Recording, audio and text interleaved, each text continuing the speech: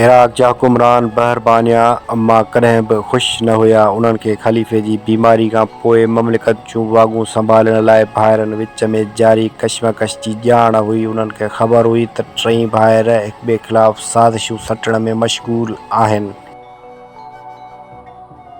पर वक़्त जी तक़ाज़ा खे मद्देनज़र रखंदे अहिड़ो को बि क़दम न पिए खणणु चाहियो त उन्हनि खे नाराज़ करे बग़ावत जी बाहि भड़काए विझनि। इराक़ जूं फ़ौजूं दुनिया जे मुख़्तलिफ़ मुल्कनि अंदरि जंगुनि में मसरूफ़ हुयूं। उहे जंगियूं बहरबानिया जे मसइले खां वधीक अहम हुयूं। उहे मौक़े जी ॻोल्हा में हुआ जीअं बहरबानिया में अहिड़ियूं हालतूं पैदा करे विझनि जो हिकु गहरो जंग जहिड़ो माहौल जुड़ी पवे, ममलिकत ते क़ाबिज़ थी उन ख़ानदान जो ख़ात्मो आणे सघनि। इराक़ जा हुकुमरान तकड़ि में अहिड़ो क़दम खणण जा हामी न हुआ जेको उन्हनि खे नुक़सानु पुॼाए कंहिं नए मसइले में फासाए विझे। बहरबानिया जे सरदारनि जे इलाइक़नि लाइ माली ऐं इनफ़रादी मदद खां ॻुझी न हुई, जेका अरब फ़ौजुनि लाइ हाञेकार साबित थी रही हुई। इराक़ी हुकुमराननि उन जो अहिड़ो हल पिए चाहियो जो दुश्मन बि मरे ऐं हथियार बि न हले। उन्हनि सोचियो हाणे वक़्तु अची वियो आहे जो टिनि भाइरनि जी कशमकश जो फ़ाइदो वठी पाण में वेराए खेनि कमज़ोर कयो वञे ऐं उन्हनि जे ख़ात्मे खां पोइ अहिड़ो हुकुमरान मुक़ररु कजे जेको इलाइक़नि जी मदद करे खेनि टोटा चॿाए, जीअं करामान ऐं मकरान मां उन्हनि जो ख़ात्मो थी वञे ऐं अरब फ़ौजुनि लाइ सिंध ॾांहुं अचु वञ जा रस्ता कंहिं बि रंडक, ख़ौफ़ ऐं ख़तरे खां पाक थी वञनि। उहो सोचे इराक़ जे हुकुमराननि शाही नजूमी खे घुराए उन खां सितारनि जो हाल मालूम कयो, जंहिं खेसि हिक ज़ाइचे जी तयारी खां पोइ ॿुधायो बहरबानिया जे हुकूमत जो ज़वाल वेझो आहे, पर सितारा अञा गर्दिश में आहिनि।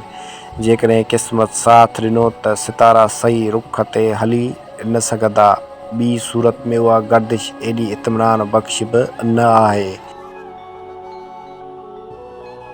नजूमी जी ॻाल्हि ॿुधी हुकुमरान थोरो परेशान थी वियो ऐं पोइ हिन खे उमेद जी चमक नज़र आई। थी सघे थो हालतूं हिन जे हक़ में वञनि।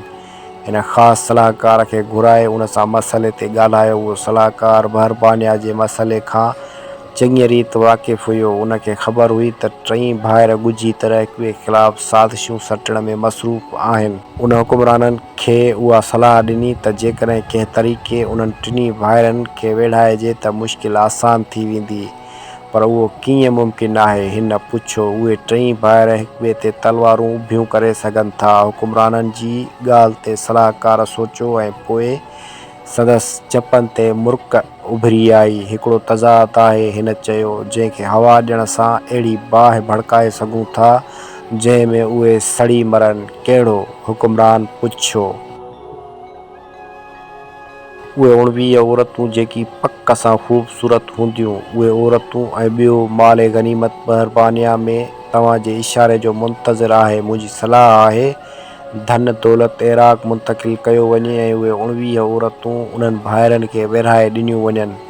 हुकुमरान खे सलाहकार जी ॻाल्हि सम्झ में न आई। ए अज़ीम सल्तनत जा बहादुर हुकुमरान, सलाहकार चयो, तव्हां ॼाणो था त सिंध देश जूं कनीज़ूं केतिरियूं न ख़ूबसूरत आहिनि। मूंखे यकीन आहे त उहे मंदर जूं 19 दासियूं उन्हनि औरतुनि खां बि सूंह में सरस हूंदियूं जेकी हेलत ऐं हुज़ूर जी ख़िदमत में पेश कयूं वियूं आहिनि।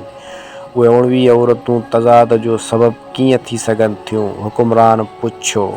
उन्हनि 19 औरतुनि खे टिनि भाइरनि में ईअं विरहायो वञे जो उन्हनि जी विरासत हिकु मसइलो थी पवे ऐं उहे हिक ॿिए सां विहण लाइ तयारु थी वञनि। सलाहकार जी ॻाल्हि हुकुमरान खे सम्झ में ईंदी वई। हिन ग़ौर सां ॿुधणु शुरू कयो। टिनि भाइरनि में 19 औरतुनि जी विरासत कीअं तज़ाद पैदा करे सघे थी? हुकुमरान वरी सवाल कयो। उन्हनि 19 औरतुनि जा 3 हिसा करे टिनि भाइरनि में ईअं विरहाया वञनि जो उन्हनि जी विरासत नामुमकिन बणिजी पवे ऐं टिनी भाइरनि खे उन विरासत में नाइंसाफ़ी ऐं हक़ तलफ़ी नज़र अचे। सलाहकार जी ॻाल्हि वरी हुकुमरान खे मुंझाए विधो। आख़िर उहा कहिड़ी विरासत आहे जंहिं तहत उन्हनि 19 औरतुनि खे विरहाए तज़ाद पैदा करे सघिजे थो? तव्हां हिकु फ़रमान ज़रिए अबुलकास खे उन ॻाल्हि खां वाक़िफ़ु कयो त ब्रह्मणाबाद मां आयल धन ऐं दौलत इराक़ मोकिले ॾियनि। बाक़ी 19 औरतूं 3 हिसनि में विरहाए ईअं खणनि जो अबुल कास उन्हनि औरतुनि जो अधु हिसो पाण खणे ऐं बाक़ी 2 हिसनि मां चोथों हिसो विचें भाउ खे ऐं 5हों हिसो नंढे भाउ खे हासिलु थिए। सलाहकार जी राय ते हुकुमरान ग़ौर कयो ऐं सोच में पइजी वियो। हुज़ूर, तव्हां खे ॻाल्हि सम्झ में का बि ॾुखियाई न थींदी। सलाहकार चयो, ॻाल्हि ज़ाहिर आहे अबुल कास खे औरतुनि जो अधु मिलणु घुरिजे ऐं 19 जो अधु कॾहिं बि न थींदो। विचें खे चोथों हिसो मिले जेको नामुमकिन आहे, छो जो 19 जो चोथों हिसो कॾहिं न थी सघंदो। नंढे खे 5हों हिसो मिले ऐं 19 जो 5हों हिसो नामुमकिन आहे। उन्हनि 19 औरतुनि जी विरासत नामुमकिन थी पवंदी ऐं उहे 3 भाइर जेकी ॻुझी तरह हिक ॿिए जा दुश्मन आहिनि, उन्हनि खे फ़साद जो मौक़ो मिली पवंदो। अहिड़े मसइले में विचड़ी पवंदा जो हल नामुमकिन थी पवंदो। उन्हनि 19 औरतुनि जी विरासत उन्हनि लाइ तज़ाद जो बाइस थींदी जंहिंजो हल दुनिया जे कंहिं बि ॾाहे ऐं रियाज़तदान वटि न हूंदो। धरती ते को बि अहिड़ो अकुलमंद मौजूदु न आहे जेको 19 औरतुनि खे विरहाए 3 भाइरनि हवाले करे सघे। हुकुमरान खे ॻाल्हि पूरी रीति सम्झ में अची वई। उहे 19 औरतूं उन्हनि 3 भाइरनि में फ़साद जो सबबु थी सघनि थियूं। हिन हिकु फ़रमान तयारु करे समूरो तफ़सील लिखी मोहर लॻाए कासिद खे ताक़ीद कई त वेल विञाइण बग़ैर उॾामंदो अबुल कास वटि पहुचे। खेसि हुकुमनामो हिन हवाले करे ऐं उतां तफ़सील मालूम करे वापसि पहुचे। कासिद अबुल कास जे महल में पहुतो ऐं उन खे अहिड़ो हुकुमनामो पढ़ी ॿुधायो। हुकुम थो ॾिजे त माल बदौलत ऐं हीरा जवाहरात बगदाद मोकिले ॾिना वञनि। बाक़ी मां बदौलत तव्हांजी वफ़ादारी खां मुतासिर थी उहे 19 औरतूं तव्हां हवाले करियां थो। उन्हनि 19 औरतुनि खे 3 हिसनि में विरहाए खणंदा जो अबुल कास खे उन्हनि जो अधु हिसो मिले ऐं बाक़ी 2 हिसनि मां चोथों हिसो विचें भाउ खे ऐं 5हों हिसो नंढे भाउ खे हासिलु थिए। तंबीह थी कजे त अहिड़ी विरासत ते सख़्तीअ सां अमल कयो वञे। मां बदौलत तव्हांजे वफ़ादारी ऐं ईमानदारी मां ख़ुशि ऐं मुतमइन आहियां। शाल वधंदा ऐं वेझंदा रहो। फ़रमान खणी ईंदड़ कासिद जी सुठे नमूने ख़िदमत कंदा जीअं तव्हांजी महिमान नवाज़ी जी हाक वधे। कासिद जॾहिं इराक़ी हुकुमरान जो फ़रमान पढ़ियो त तहसीन जा नारा बुलंद थिया। कासिद ॾिठो दरबार में मौजूदु सभिनी जे चेहरनि ते ख़ुशीअ जी मुर्क ऐं अखियुनि में इराक़ लाइ इज़त जी चमक हुई। कासिद खे महल में रहायो वियो ऐं सुठी सेवा कई वई। ॿिए ॾींहुं दफ़्तर जे इंदिराज मूजिबि उहो समूरो धन दौलत जेको ब्रह्मणाबाद मां हथ आयो गॾु करे बख़मल जी थेलियुनि में विझंदा बगदाद मोकिलण लाइ तयारु करण में मशग़ूल हुआ ऐं उहे 19 औरतुनि खे क़ैद मां कढी महल मुंतक़िल करे साफ़ हवादार कमरनि में रहायो वियो। उन्हनि 19 औरतुनि घणनि ॾींहंनि खां सिज जी रोशनी न ॾिठी हुई। क़ैद मां निकिरण खां पोइ उन्हनि जी नासी नेणनि जी चमक मोटी आई। उन्हनि खे गुलाब जे अरक में विहिंजारियो वियो ऐं ओढ़ण लाइ साफ़ लिबास ॾिनो वियो। उमान जा ॻाढ़ा सूफ़ खाराया विया ऐं दमशिक जे गुलाबी अंगूरनि सां चपनि खे सैरियाब कयो वियो। उन्हनि जी सूंहं निखरी आई। अंधारी राति में शहर वासियुनि ॾिठो महल जी दरियुनि मां उन्हनि जे हुस्न जी तजली अर्श ॾे उभरी रही हुई। उन्हनि 19 औरतुनि जी अखियुनि में अञा बि ब्रह्मणाबाद जे मंदरनि जा ॾीआ ॿरी रहिया हुआ ऐं वक़्त सां उन्हनि जी यादुनि जी लाट झकी पे थींदी वई। यादूं रख जीअं विखरी मिटी में मिलंदियूं वियूं। उन्हनि जी अखियुनि में अञा बि उहे रत जा दाग़ ॾिसी रहिया हुआ जेकी उन्हनि साम्हूं कुठलनि जे कंधनि मां उॾामिया हुआ। उहे 19 औरतूं बेवसी जे ॼार में फाथल हुयूं, पाण ते जबुर करे पियूं सघनि या उन्हनि लाइ आबखाद जा रस्ता खुलियल हुआ जन ते हली किले जे बुलंद दीवारुनि तां पाण उछलाए पिए सघियूं। पर अञा बि उमीद जी लाट संदनि सीने अंदरि भड़की रही हुई। उहे इंतज़ार में हुयूं मन का वाट निकिरी अचे ऐं बाइज़त आज़ादी मुमकिन थी पवे। हारांसी खे कईदास सां कई उमेदूं वाॻियल हुयूं।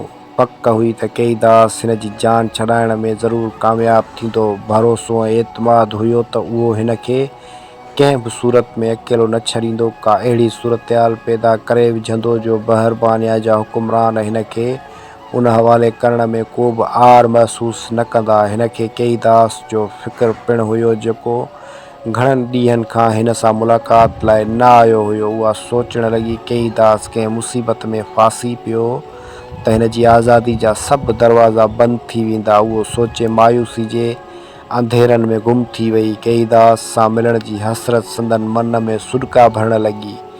केईदास परवाने जियां महल जे आस पास ईअं फिरंदो हुयो जीअं महल मां निकिरंदड़ हारांसी जे वजूद मां फुटंदड़ रोशनी जो मदाह हुजे ऐं पंहिंजा पर साड़ण लाइ बेक़रार हुजे। हिनखे महल अंदरि थींदड़ सभिनी साज़िशुनि जी ख़बर हुई।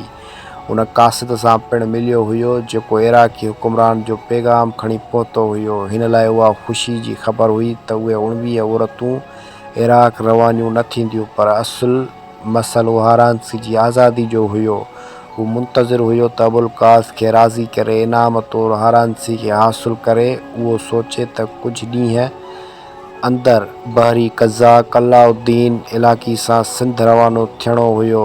अंदर में वढ थी पियसि। अहिड़े वक़्तु जॾहिं हारांसी महल में मौजूदु हुई ऐं संदसि क़िस्मत जो फ़ैसिलो थियणो हुयो। हिन जी सिंध रवानगी दिलि ॾुखोईंदड़ हुई। हिनखे ख़बर हुई त जेकॾहिं अबुल कास खे रवानगी मुलतवी करण जो मशवरो ॾिनो त उहो कॾहिं इजाज़त न ॾींदो ऐं थी सघे थो काविड़ जी अहिड़ा अहकाम ॾए जो ॼणु जंजाल थी पवे। बहरी क़ज़ाक़ अलाउद्दीन हिन वटि रहियलु हुयो ऐं हर वक़्तु पंहिंजी बहादुरी जा दास्तान ॿुधाए वक़्तु पियो विञाईंदो हुयो। उहो जॾहिं ॻाल्हाईंदो हुयो त जोश खां संदसि वात मां निकिरंदड़ लफ़्ज़नि ते वॾियूं मुछूं झिरकी जे परनि जियां फड़कंदियूं हुयूं। अलाउद्दीन अबुल कास जे इशारे जो मुंतज़िर हुयो। हिन जा साथी किनारे ते ॿेड़ो तयारु करे बीठल हुया ऐं सड़ह खुलण जे इंतज़ार में हुया। केईदास खे ख़बर हुई त ईंदड़ कुझु ॾींहंनि अंदरि हर हाल में रवानो थियणो आहे ऐं उहो विछोड़ो हिन लाइ दिलि ॾुखाईंदड़ हुयो। नेठि उहो ॾींहुं बि आयो जो उन्हनि 19 औरतुनि खे जलतरंगी लिबासनि में टिनी भाइरनि ॾाढो पेश कयो वियो। उन्हनि 19 औरतुनि जा जिस्म संदन वजूद मां उभरंदड़ हुस्न जे ख़्वाबनाक कोहीड़े में वेढ़ियल हुया। उहे 19 औरतूं सावण जे झुड़ जियां हुयूं ऐं हर तरफ़ विॼ जा तजल्ला फहिलिजी विया। महल में रोशनी थी वई। टिनी भाइरनि जूं अखियूं उन्हनि जे हुस्न जो ताब सही न सघंदियूं बंदि थी वियूं ऐं हुस्न जो नूर संदन मुंहं ते तेज़ाब जीअं पवणु लॻो। उहो साॻियो वक़्तु हुयो जॾहिं शहर में उन्हनि 19 औरतुनि जे हुस्न जो चर्चो हुयो ऐं केईदास अलाउद्दीन इलाक़ाई सां सिंध रवानो थी रहियो हुयो। संदसि मन में पीड़ाव सां भरियल अखियूं ऐं वहंदड़ लुढ़क बहरबानिया जे सहराउनि में जज़ब थी रहिया हुया। उन विछोड़े खे हू पहाड़ जियां सीने ते महसूस करे रहियो हुयो। ॿेड़ो वंझ खणी सड़ह जोड़े अॻिते हलियो त समुंड जी गज में हिन हारांसी जो चहिरो ठहंदे ऐं ड्रहंदे ॾिठो।